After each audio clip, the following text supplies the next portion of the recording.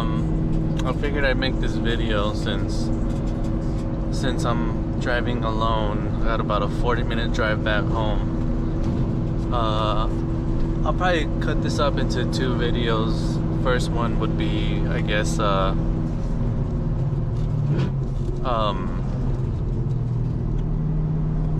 review of my car, because I've had this Camaro Zl1 1Le. Why did I say like that? A review of my car. So I've had this Zl1 1Le for about a year and a half.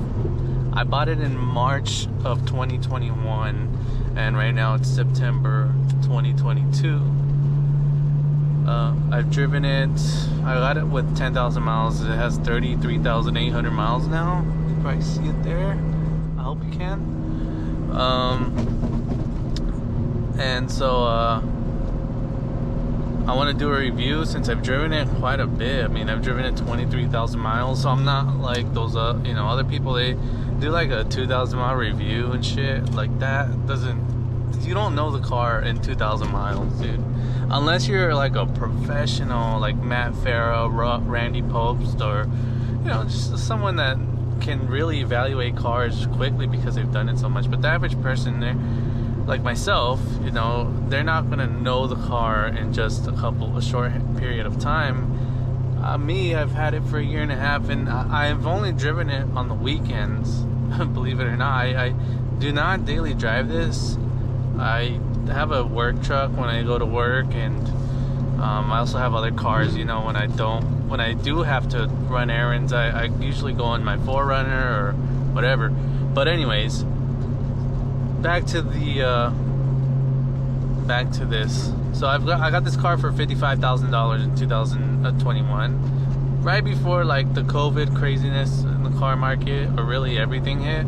So I got a really good deal on this car. It's a 2018 with 10,000 miles, Zl1 1Le with PDR, pretty much fully loaded. The only thing that it doesn't have is the GPS integrated, but I mean, you have Apple CarPlay or Android, what is it, Auto? I don't know what it is, but so you can just plug your phone in, and you pretty much have a better version of the GPS.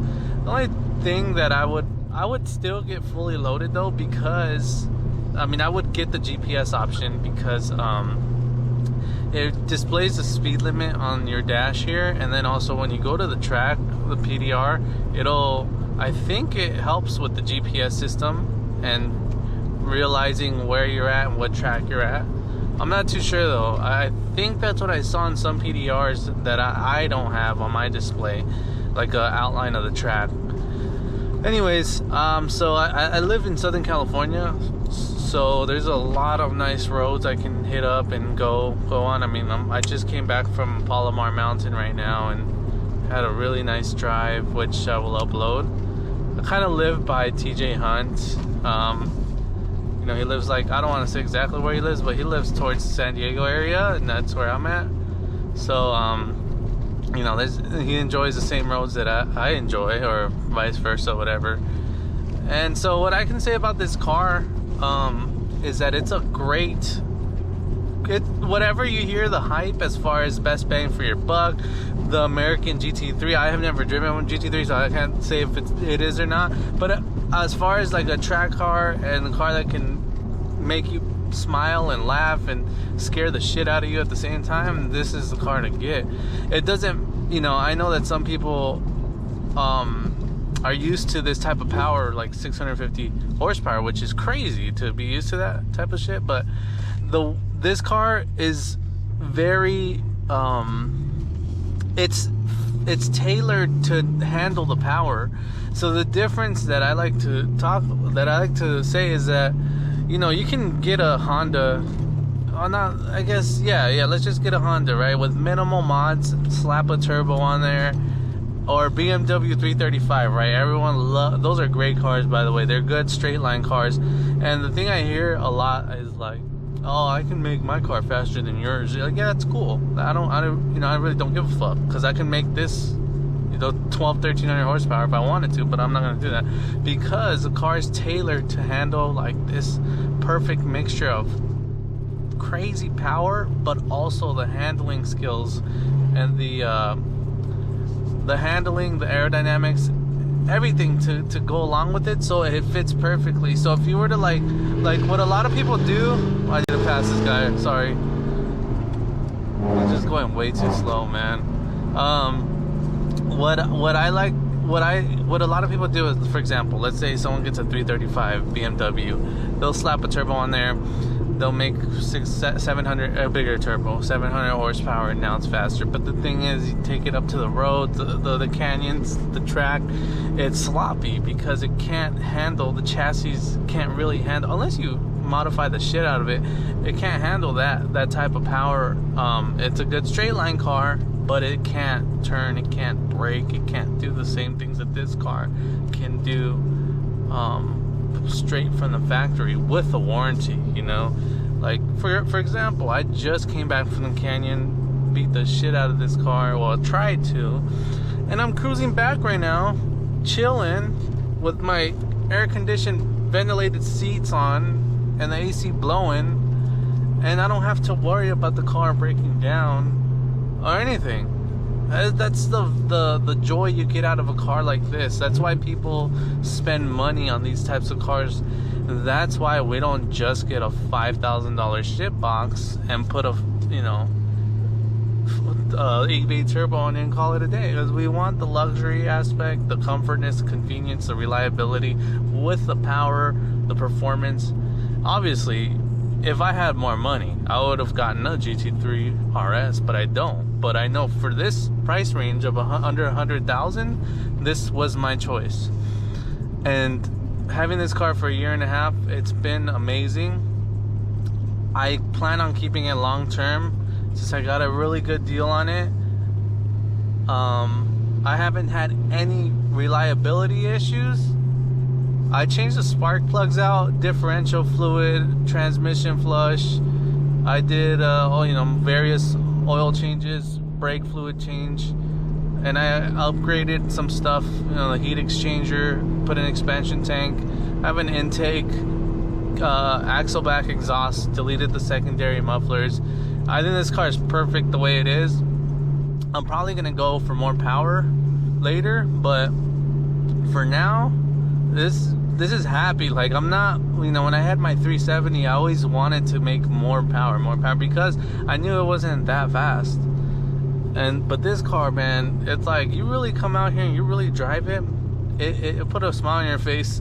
People that I see sell these cars, it's because, so like, if you're gonna buy this car or any car like this that's meant for these curvy roads and the track, and you need to enjoy it or you're gonna get rid of it, because a lot of people bitch and complain about the rough suspension, the rough ride, and how it hurts their back. It's like, well, yeah, you're buying a fucking track car. What do you think's gonna happen?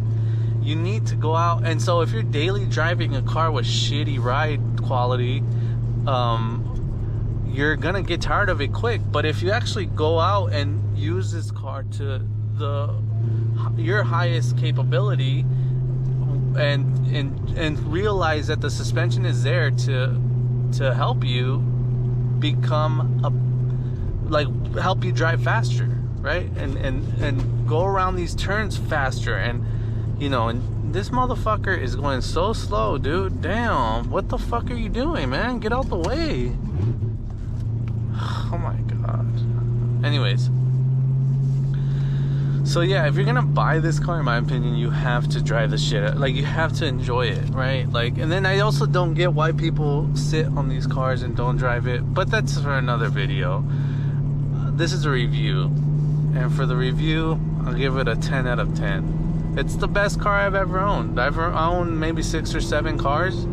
They were all sports cars, and the only way I would see myself satisfied from jumping up to this car would be a supercar. I can't think of any other car that I know of that is in this price range that can outperform this car.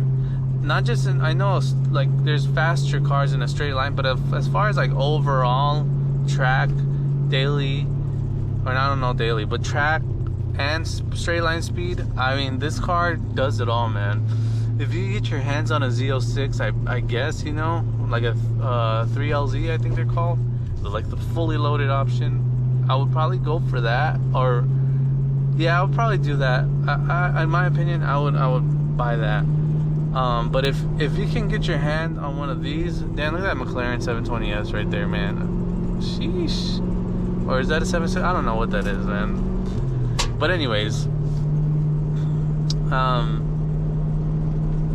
you know, there's not much to say other than bravo. Like, good job, GM. You guys made a fantastic car. I love that you guys didn't put the upgraded or the updated facelift on the Zl1 1Le variants, because this car is just, I get so many compliments driving this car. It's ridiculous. Like, I swear, every time I take the car out, I always get compliments. And it's because it looks great. It's not what I'm doing. It's just the car. That's just how it is. I'm trying to think of things that aren't good, but it's kind of hard. I guess since I have the 2018 model, it does have an oil pump that commonly fails with some of these cars in the 2018 year model. Mine has been good. I mean, I keep an eye on it. I have these gauges for that, but it's been awesome. I mean, there's a certain number. So the gauge to the left, top left there, that's the oil pressure gauge. And as long as it stays over 20 when you're idling, then that's okay. And I mean, it's been over 20, so I can't even complain about that. But I do know that's an issue. So maybe if you guys are gonna buy a higher mileage 2018 ZL1, I would probably see if it is, if the oil pump has been changed. The way you can tell is when you get on throttle, and if there's an aftermarket oil pump like a K-Tech, when you get on the throttle, your oil pressure will jump to almost 80 psi. The OEM oil pumps don't do that. They probably don't go above, I think, like 60 or 70 max. Like, and that's rare to see. Mine usually goes up to 50, maybe 60, and that's it. So if yours jumps up highly to like 80 or close to it, that's an indicator that you might have an aftermarket oil pump, which is good. That's what you want. I would also recommend, if you can, try to order these new from GM. They're $76,000. You're looking at about, like, if you put minimum payment down, like let's say you put, I know you can do no down payment, but I don't recommend that. I recommend at least putting something down so you have some sort of equity in your car. You're looking at like $1,000 to $1,200, $1,300 payment depending on your interest rate. I would assume if you're buying this car, you have good credit. If you don't have good credit and you're trying to buy this car, don't do it, because you're just gonna hate it. I mean, that's the rule of thumb for everything, right? If you can't pay shit back, or if you have too much debt, not enough income, don't buy things. Just, get a, find ways to make more money. And you can do it. That's what I did. Get this car if you can. The most expensive thing you will have to deal with is buying tires. If you want to, and please don't cheap out on tires. If you're gonna buy this car, you should buy good tires, because this car will actually show you how good tires are and how bad tires are, and you're gonna know the difference pretty quick. Because this car has the capability and the power to expose bad modifications and bad tires. Take care of this car. I recommend you PPF it or wrap it when you get it, or ceramic coat it at least. What else? What can I tell you? Make sure you keep up on the maintenance, especially if you're tracking it. Read over the manual. There's a high performance manual that they give you when you buy this car. I would read up on it. If you don't get it, a physical copy, you can look it up online, and it's pretty cool information that you can learn about the car. Anyways, I'm gonna wrap it up here because it's getting a little congested. People are gonna start looking at me like I'm fucking weird. But I hope you enjoy this video. Like I said, if you can buy the car, buy it. It's worth it, man. And I believe they will appreciate over time. Not right away, but I think once they discontinue this car, it's gonna skyrocket. Alright guys, we'll catch you later. Take care. Peace.